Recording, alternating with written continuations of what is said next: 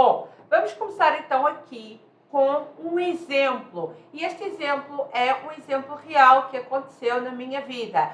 Recentemente, há umas 3 ou 4 semanas, fui a churrasco de amigos, tinha lá muita gente e eu conheci um moço, que o nome é diferente, claro, mas a gente aqui vai lhe chamar de Paulo. E quando o Paulo sabia que eu era educadora financeira, o Paulo tinha uma dúvida e ele pediu-me ajuda, um conselho. Então, foca aqui nesta situação do Paulo. O Paulo é um microempreendedor, ok? Ou seja, é uma pessoa que tem um pequeno negócio. Se você não é microempreendedor, não desista. Não vamos falar hoje das pessoas que são MEI, vamos falar de um outro assunto, mas vamos pegar neste exemplo. Foca aqui no exemplo.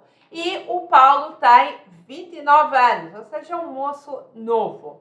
E, tal como todos os microempreendedores, ele é obrigado a contribuir 5% para o INSS, para ter direito a todas as regalias do INSS e também, claro, a sua aposentadoria. Ou seja, ele tem uma contribuição obrigatória de aproximadamente R$55, que claro que como do salário mínimo for aumentando e corrigido pela inflação, a sua contribuição também vai aumentando. Mas no dia de hoje é R$55, só para vocês terem aqui uma noção do número. Mas antes do Paulo fazer o seu pequeno negócio, o Paulo trabalhou no passado 4 anos como CLT. E claro que como CLT também fez as suas contribuições, que eram um pouquinho superiores, como todas as pessoas de CLT. Fica também com esta informação para vermos e analisarmos este caso. Bom, se o Paulo continuar a contribuir 5% do salário mínimo, que é aquilo que o MEI obriga, daqui a uns anos, muitos anos, lembrem-se que o Paulo tem apenas 29 anos, o Paulo vai ter uma aposentadoria que equivale ao salário mínimo, que hoje está ali à volta de R$1.100, ok? Então, de novo, fazendo aqui o resumo, ele é microempreendedor, ele é obrigado a contribuir 5% do salário mínimo e se ele continuar com esta obrigação, ele vai receber daqui a muitos anos, se tiver aposentadoria, se tudo correr bem, se a lei não mudar, se o governo não der uma canetada, ele vai receber uma aposentadoria de R$1.100. E tem aqui uma informação adicional. Todas as pessoas que são MEI são obrigadas a contribuir com estes 5% e ele não vai receber o que ele contribuiu com CLT. Ou seja, ele não vai nem ganhar os 4 anos, não vai contar como os 4 anos quando ele é MEI, tipo riseta, começa do zero e ele só vai ganhar estes R$1.100 no dia de hoje. Se ele quiser ganhar estes 4 anos, não só para aumentar um pouquinho a sua aposentadoria, como para além disso também contar com estes 4 anos, ele precisa de aumentar esta contribuição de 5% para 20%. É uma informação adicional que vos estou a dar, ok? E o Paulo também me disse que está com um dinheirinho sobrando todos os meses e atualmente, como ele é obrigado a fazer esta contribuição de 5%, até ele chegar à aposentadoria, que no caso do Paulo é aos 65 anos, ele vai fazer 432 meses, que é um número de anos que faltam, vezes os 12 meses, vezes os R$55 que é obrigatório pagar hoje. Para este cálculo, para a aula de hoje, nós vamos desconsiderar a inflação, porque a inflação em todos os nossos cálculos, ela iria impactar. Então, iria impactar em todos os exemplos. O Paulo iria contribuir mais, o Paulo iria receber mais. Se o Paulo investir, como vamos falar depois, também vai receber mais. Mas aqui, para facilitar os cálculos, nós vamos desconsiderar a inflação, que é algo que nunca deve ser desconsiderado, ok? Então, entendemos aqui a situação. O Paulo é um microempreendedor, tem 29 anos e faz as suas contribuições mínimas obrigatórias, que é 5% do salário mínimo. Se ele continuar nessas contribuições mínimas obrigatórias, quando ele chegar à idade, ele vai receber a aposentadoria que equivale ao salário mínimo. E o Paulo, quando descobriu que eu era educadora financeira, ele me disse: Anabela, então me ajuda a tirar aqui uma dúvida, porque eu venho pensando em aumentar a contribuição, que é de uma forma voluntária, ok? E por que é que ele quer aumentar a contribuição? Que é para ele contar com estes 4 anos e para ele também receber mais uns quebradinhos relativo àquilo que também descontou nesses 4 anos. Mais uns quebradinhos, não conseguimos calcular o quanto é, mas imaginamos que seja pouco, porque também foram apenas 4 anos, ok?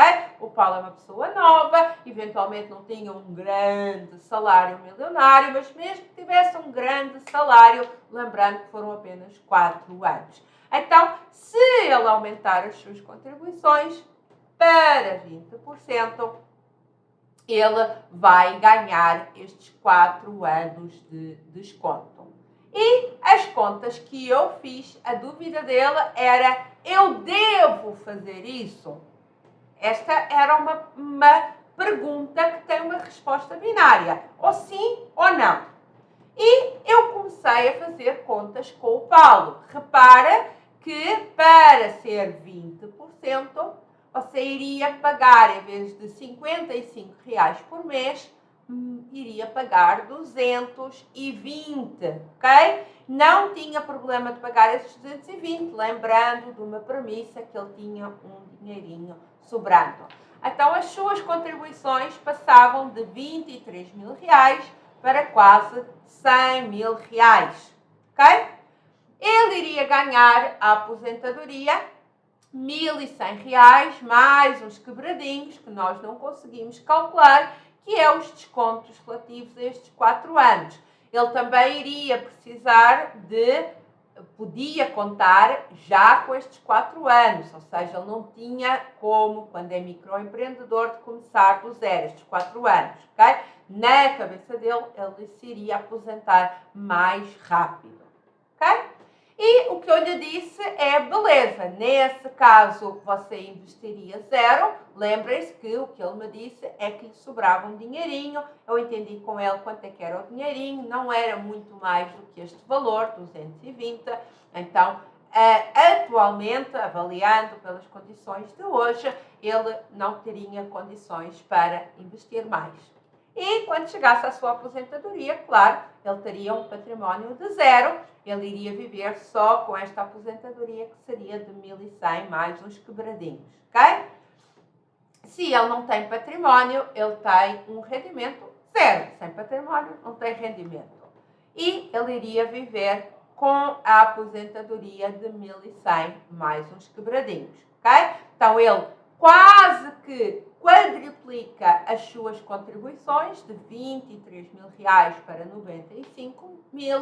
Ele fica com 0 de património, logo tem 0 de rendimento, mas, de acordo com o que o Paulo disse, ele vê vantagens em aumentar a contribuição. O obrigatório é 5 e ele vê vantagens em aumentar para 20. Por quê? Porque como ele está entregando o dinheiro ao governo, ele diz que não corre o risco de gastar. Palavras do Paulo, eu apenas estou colocando aqui o exemplo para a gente depois ir debater outro assunto. Então, ele diz que se eu investir, se eu colocar em qualquer investimento, até o mais simples, que é um tesouro IPCA, eu posso gastar. Se eu entregar esse dinheiro ao governo, eu sei que no final eu tenho lá os meus 1.100.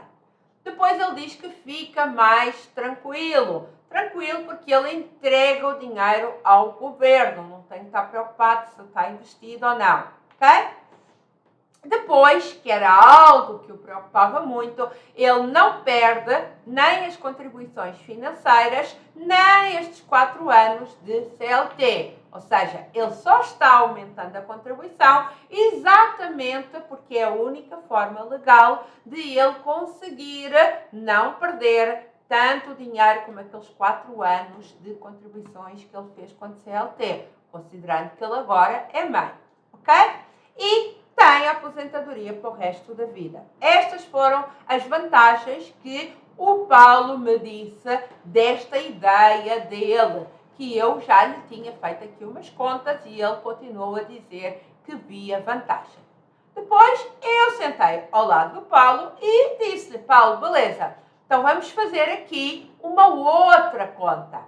E a minha proposta era: você mantém as contribuições de 5% que o MEI obriga, ou seja, é obrigatório você contribuir 5% do salário mínimo, que hoje está em R$55, e você vai investir o resto. Em vez de você aumentar para 20% de contribuições, ou seja, R$220, você continua a colocar o obrigatório, fazer a contribuição obrigatória e investe o resto, que são R$165.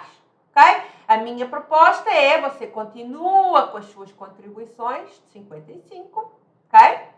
E por isso você vai receber a sua aposentadoria, que equivale ao salário mínimo, que hoje é R$1.100. De novo, estamos aqui desconsiderando a inflação, mas você vai investir o resto. Eu coloquei aqui 164, mas errei na conta, é 165. Okay? Você vai investir o resto, que é R$165. Okay? Ou seja, você vai investir por volta de R$71.000. Quando você chegar ao momento da sua aposentadoria, você vai ter, só por conta deste investimento, um património de mais de R$300.000. Eu utilizei aqui uma rentabilidade conservadora de 0,6% ao mês. Ele pode ter um pouquinho mais se ele investir em ações de crescimento. Ele pode investir, ganhar um pouquinho mais se pegar ali, aprender a investir e surfar alguns ciclos, mas também pode ter aqui um pouquinho menos se ele fizer muitos erros com os seus investimentos. Mas, considerando que ele coloca no mínimo ali no IPCA, esta é uma rentabilidade conservadora. Aí vocês já devem, primeira coisa, estar duvidando de mim. Nossa, Anabela, mas como assim? Ele investe 70.000 e tem lá mais de 300.000? Então eu vou-vos trazer aqui um link que é do site do Banco do Brasil. Vou abrir aqui, mas a gente vai entrar lá. Banco Central.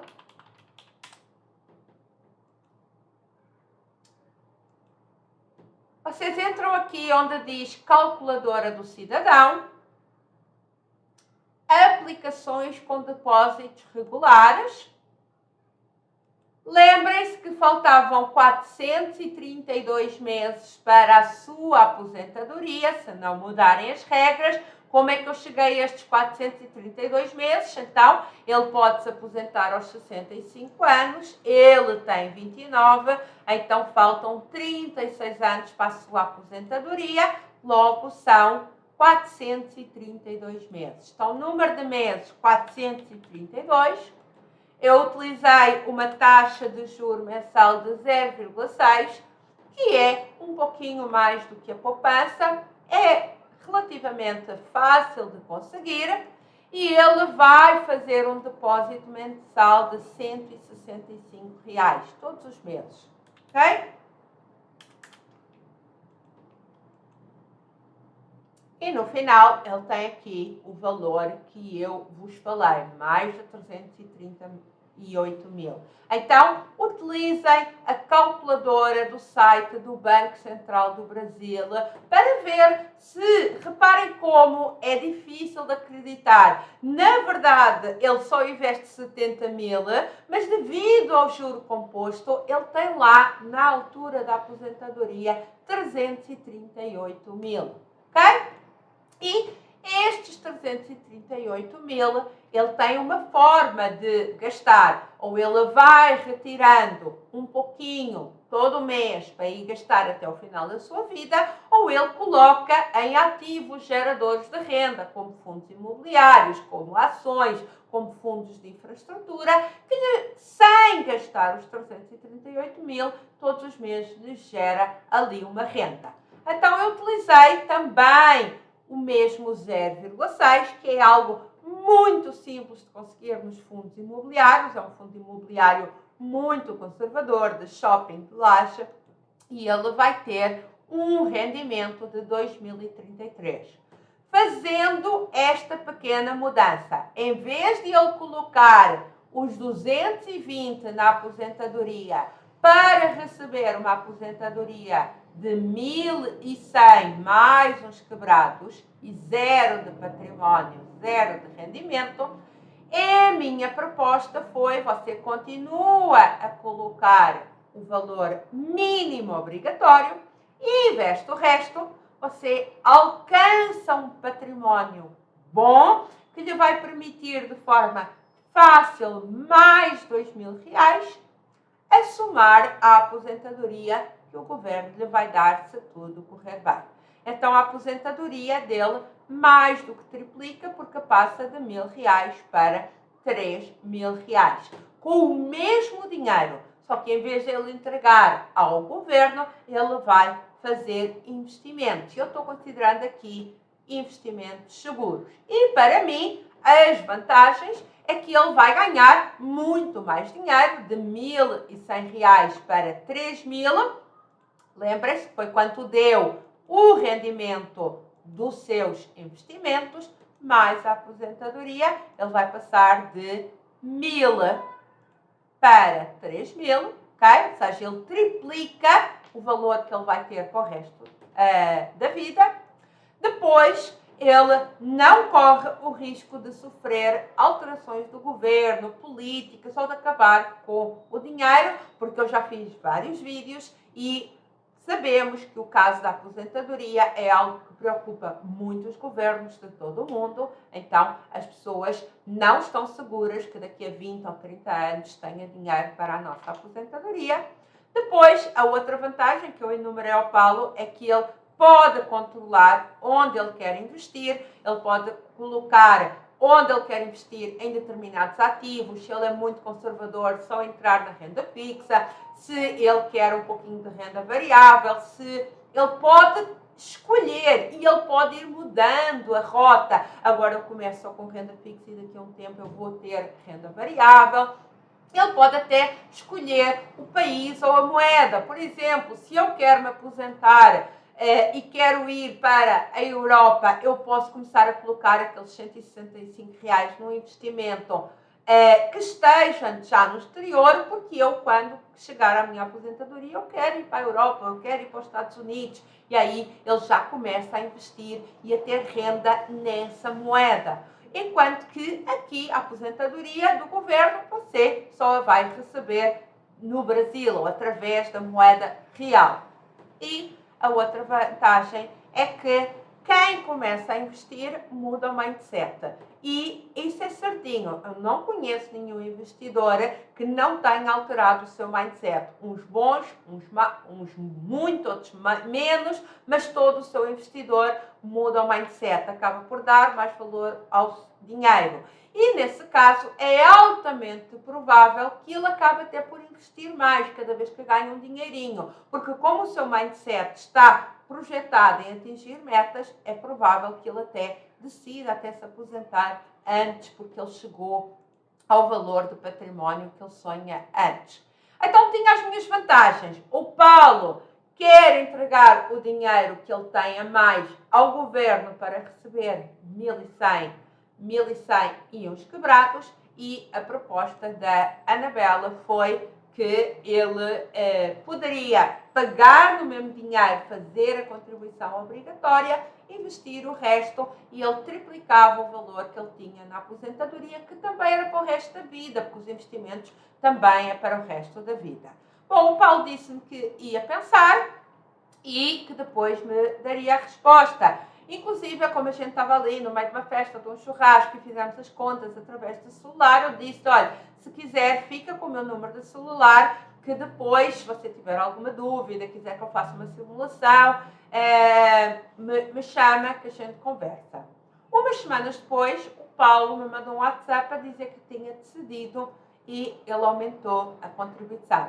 Ou seja, ele foi para a proposta dele, que passar de R$55 de contribuição para o INSS para 220 e ele vai ter a sua aposentadoria de R$1.100 mais uns quebrados e ele não vai ficar com património. Ele recusou a minha proposta, que seria: investe uma parte, você acumula um património, você pode engordar a sua aposentadoria com os rendimentos desse património.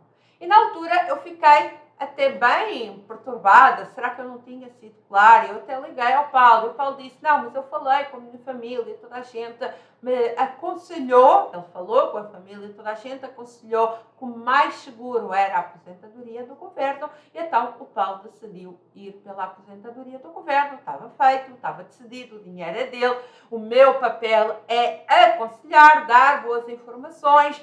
Se a pessoa não entende, eu posso fazer a conta 100 vezes, eu posso mostrar 100 vezes, mas a partir do momento em que ele está seguro, se aconselhou com a família e ele quer aquela decisão, então a decisão é do Paulo.